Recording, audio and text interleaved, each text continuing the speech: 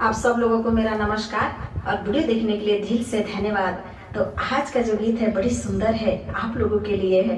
यदि ये गीत पसंद आता है तो लाइक, सब्सक्राइब और शेयर जरूर करें और कमेंट में लिखे ये गीत कैसा है। आप सब लोगों को वीडियो देखने के लिए और वीडियो सुनने के लिए दिल से धन्यवाद। तो आइए सुनिए। खटियो नाही लेला और चनिया काहे लेला, खटियो नाही लेला और चनिया काहे लेला। अनो ना दो के भैया मोड़ के हम से ना बोलेला। अरे दोनों दो के भैया मोड़ के हम से ना बोलेला।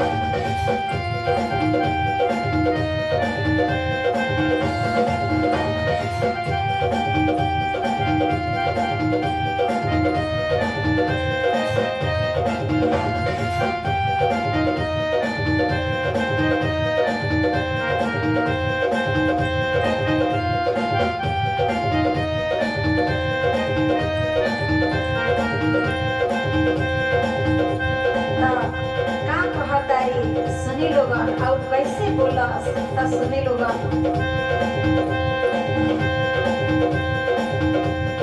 खटियो नाही ले और चनिया काहे लेला, खटियो नाही ले और चनिया काहे लेला।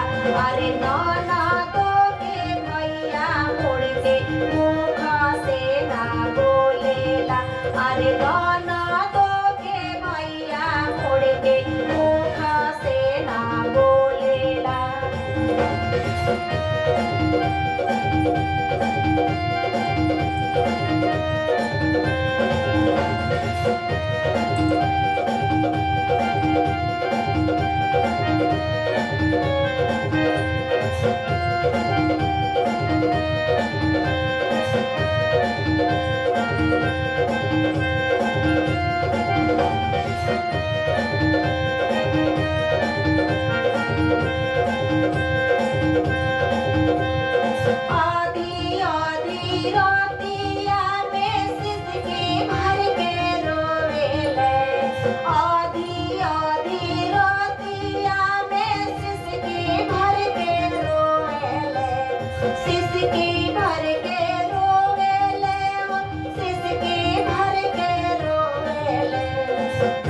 अरे गाना